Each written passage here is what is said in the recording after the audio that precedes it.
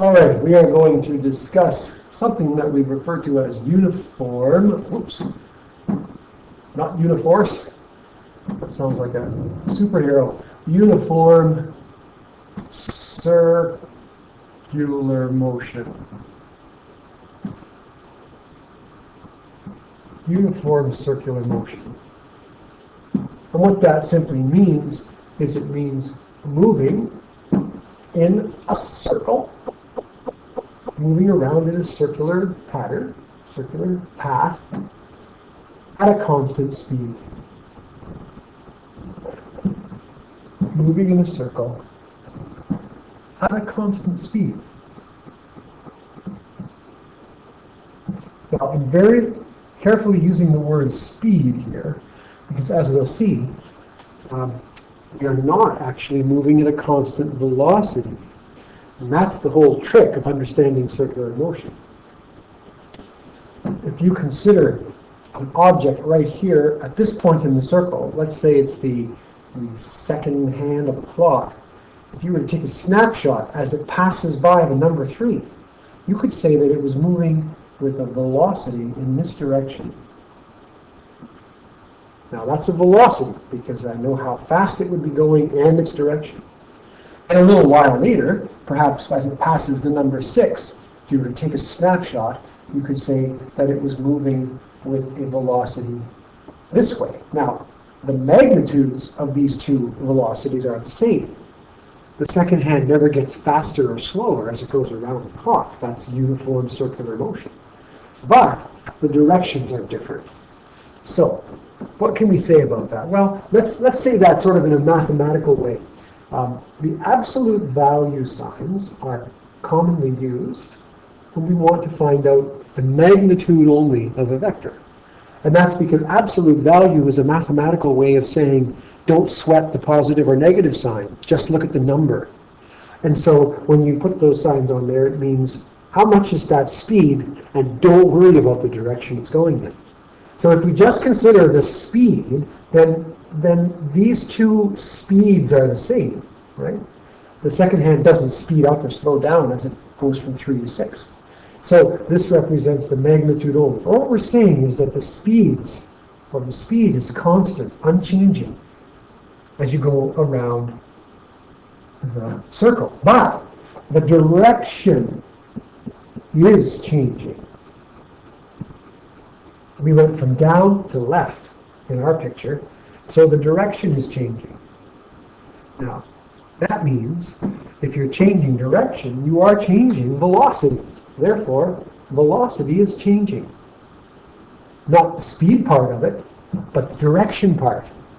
So it's possible to have constant speed, but changing direction, and still have changing velocity.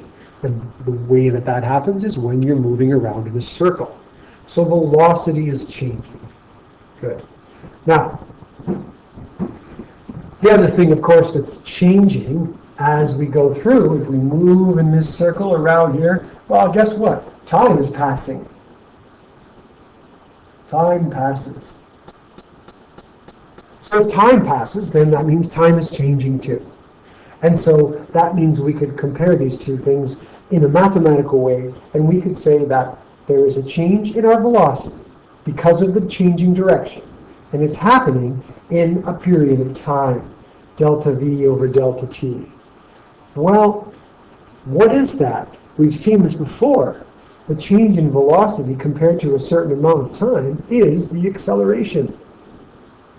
So that means that there must be an acceleration as you go around a circle at a constant speed.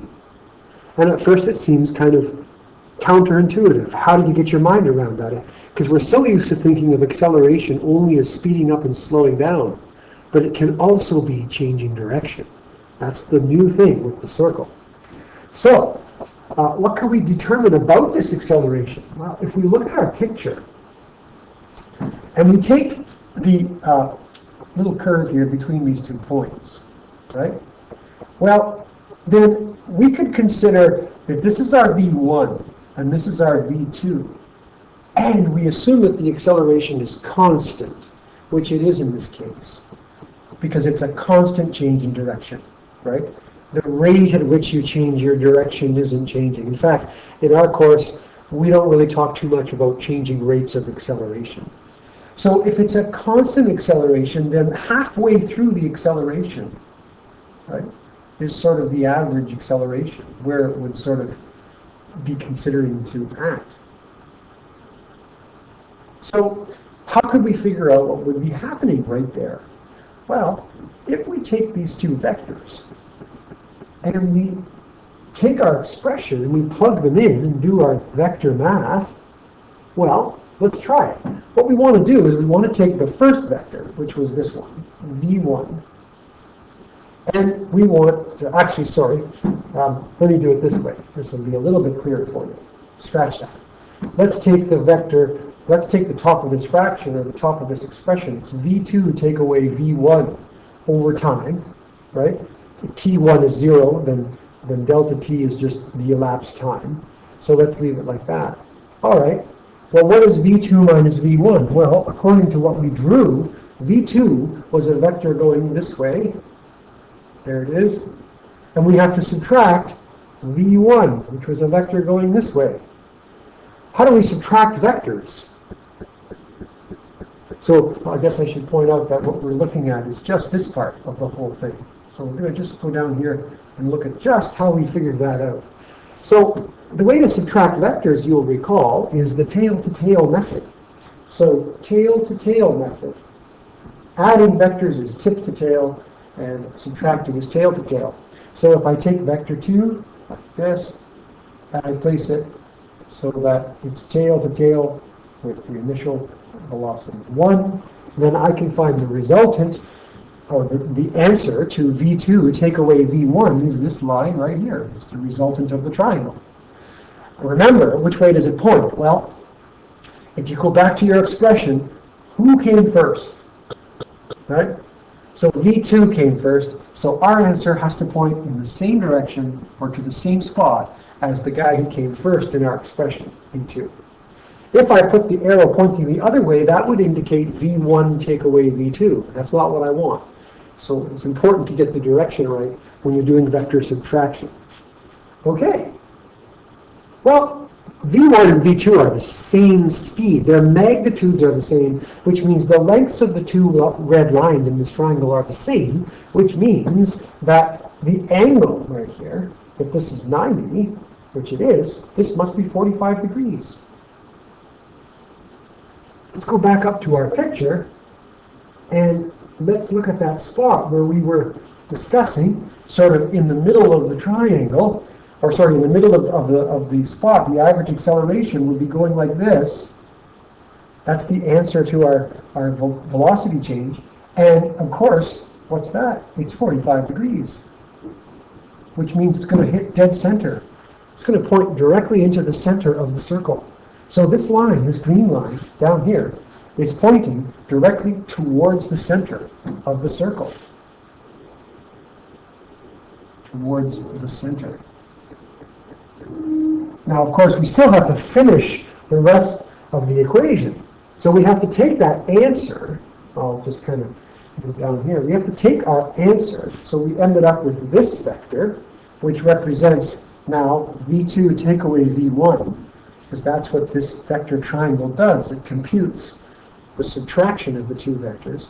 We have to divide it by time, and that will tell us the acceleration. But when you divide a vector by time, it doesn't change the direction. So the acceleration will also be in that same direction, towards the center of the circle. So when we finish our little experiment here, we discover that there is an acceleration when you go around a circle at a constant speed, and the acceleration is towards the center. Now we have a word that means towards the center, and the word is centripetal. Centripetal means towards the center. Towards the center. So now we've figured out the direction of the acceleration and the fact that there actually is one. The only thing left to do now is try to figure out how can we figure out how much the acceleration is, or the magnitude of the acceleration. All right. That's going to require a little bit of tricky math. A little bit of the game of physics, where we take an interesting situation and we look at the situation and we apply the math that we can and we hope that something pops out. So let's do a picture here of a circle one more time. Well, first I'll kind of draw a line into this, because that's all about the direction of the acceleration. Now let's talk about how we can figure out the magnitude. So let's take a circle. I'll make it, that should be big enough. Well, I'm going to make another circle on the other side while I'm at it, because we're going to end up comparing two different things. So on this first circle, I'm going to draw a two velocity vector, any two. I'll take this one here, just going to go straight down, call it V1. And then a short time later, we would be moving tangentially. So let's say we would be moving like this. I'll call that V2. Okay. I tried to make them the same length because remember that their magnitudes are the same if you're moving around. Okay. Now remember that tangential means that you are at 90 degrees to the radius of the circle. So these lines represent the radii. And of course they're both the same too, aren't they? The radius of the circle doesn't change, so we'll call those r. Now, one of the things I can do with vectors is, as long as you don't change their direction and don't change their length, you can move them around in space. So the v2 vector could be written up here if I wanted to, as long as I keep the length the same, or I could move it over here, but notice I can't change its direction. I could even move it down here. As long as I don't change its direction or its magnitude, I can move it around in space. And then that would still be mathematically correct. So I'm going to move it. What I'm going to do on the other picture is I'm going to show you how I move it. So let's draw our radii, and there's our position 1. And I'm going to keep this vector the same. There's our V1. But the V2, I'm going to move so that it is tail to tail. Okay? So here's where it was. I'll put it in just in dots. Here's where it was. Right? And there was a radius right there. I'm going to move that velocity vector so that it's over here. And now it's tail to tail with the other velocity vector. Now why would I want to do that? Well, because remember, acceleration is linked to the change in velocity, which is v2 minus v1. So if I put my two velocity vectors tail to tail, then they are making a triangle that will give me the answer to v2 minus v1, which is something I would need. All right, so let's look at the triangles we could make. Well, let's take a look at our red triangle that I just finished drawing. Let's take it off the circle so it doesn't look quite so confusing. All right, what we have is a triangle that looks like this, with a v1, and over here we have the v2. So that means that there would be a line right here, and if I point it right here, then because of the tail-to-tail method for subtracting vectors, this line represents the subtraction of v2 and v1. There will also be a little angle right here in the middle of this triangle. I'll put a theta for now. So then let's look at our other picture. Look at the blue lines here. This makes a sort of triangle shape. It's not a perfect triangle because it makes a blue line that goes like this, a blue line like this, and I don't really technically need those arrowheads on this one. Right? But here's the problem. The line that finishes the triangle on my picture is the edge of the circle. So this is more of a piece of pie. It's not technically a triangle, is it? And it has an angle inside of it too, but I'm not sure. I'll call that something else. So I'll call this angle alpha.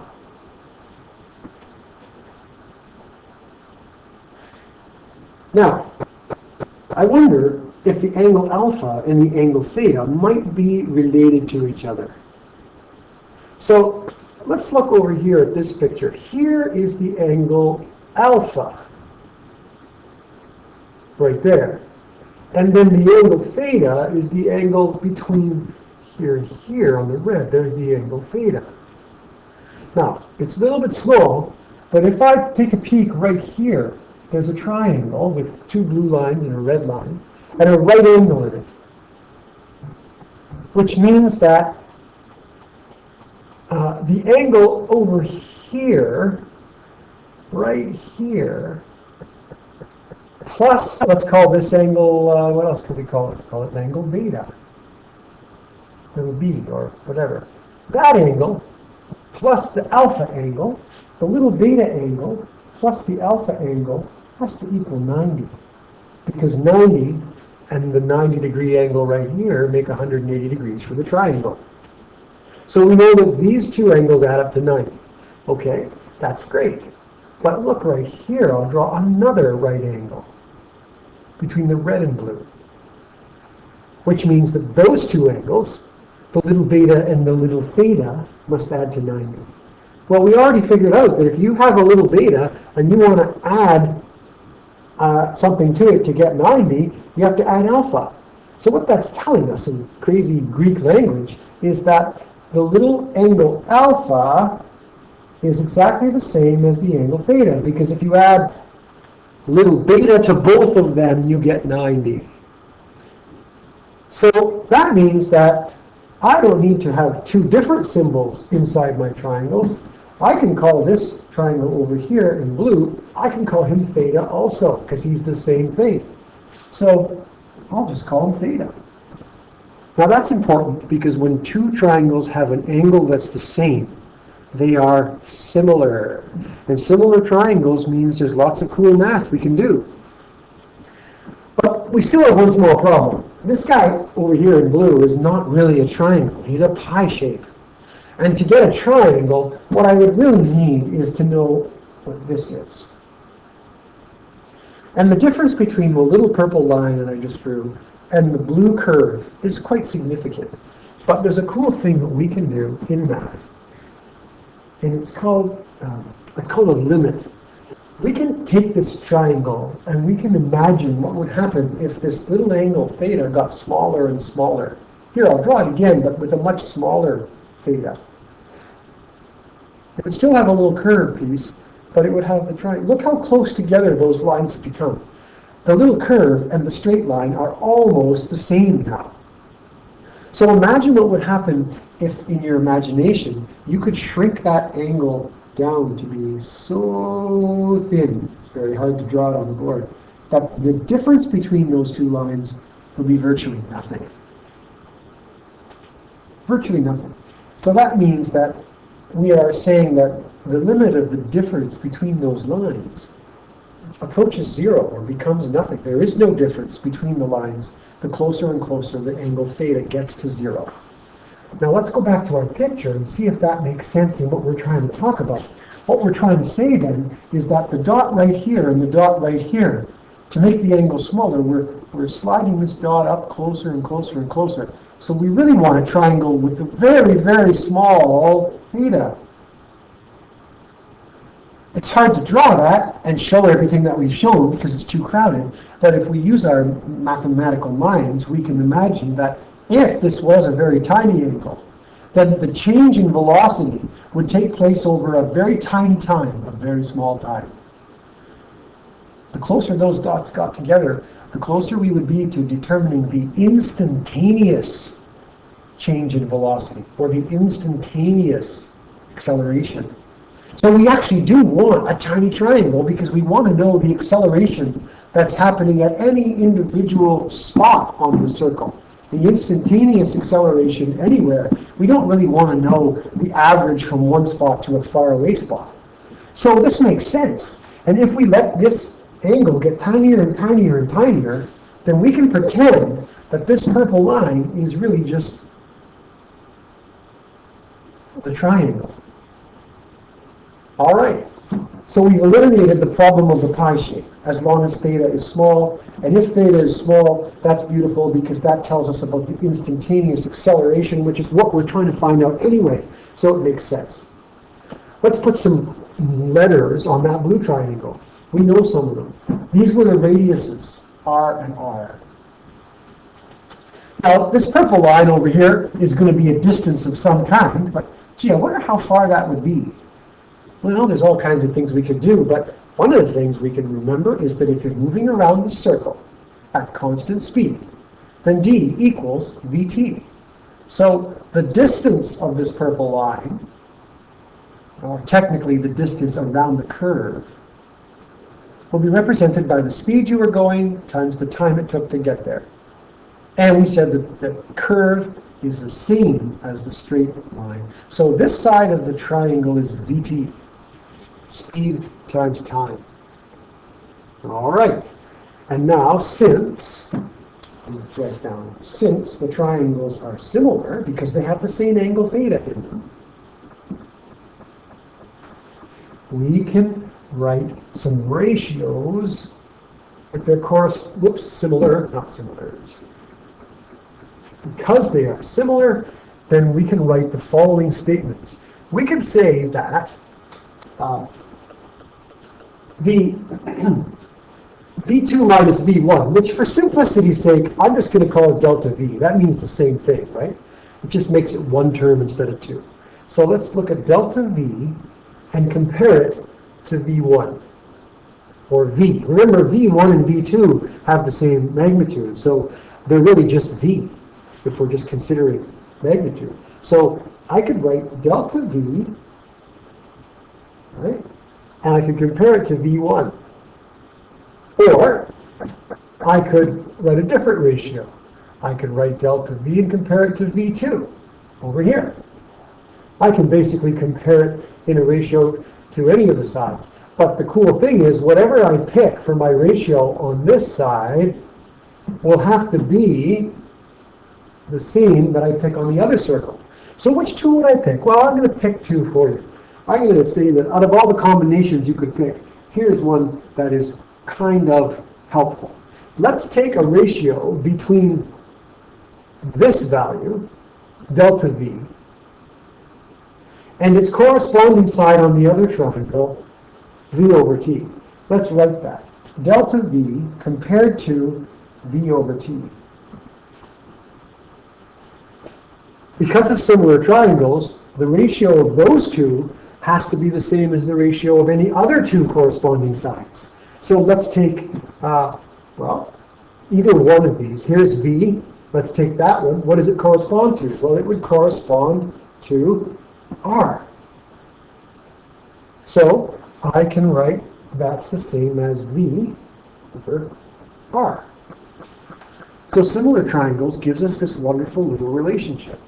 Now, if I multiply both sides of this equation by the letter V, guess what happens?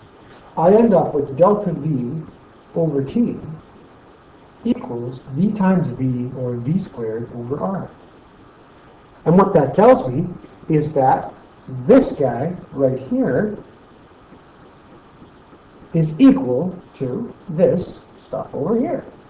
Well, what is that equal to? Delta V over delta over T is something we've already seen. We know what that's equal to. It's equal to A, acceleration, change in velocity over time. In this case, it's the centripetal acceleration, because our entire scenario was talking about that centripetal acceleration towards the center, and we see that it equals V squared divided by R.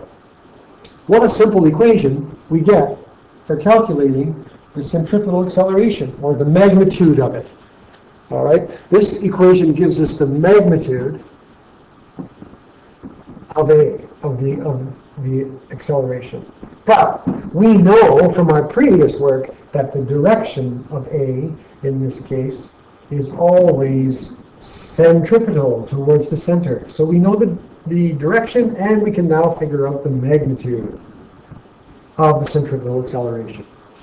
And incidentally, if we just do one more little thing, if we remember good old Isaac Newton and his second law of motion, F equals ma, then the centripetal force would be the mass times the centripetal acceleration. And that would mean that centripetal force, the force that's causing the acceleration towards the center, would be m times v squared over r.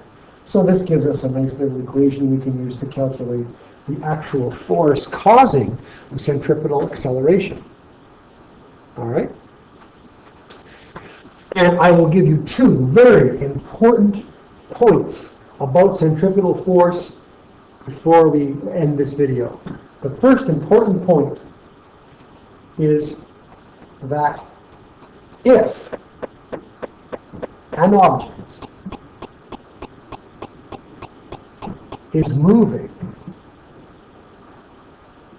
in a circular path, as we described, if an object is moving in a circular path at a constant speed, in other words, if it's moving in a circle the way we've described, constant speed, sorry, if it's moving in a circle the way we have described, then something has to be true.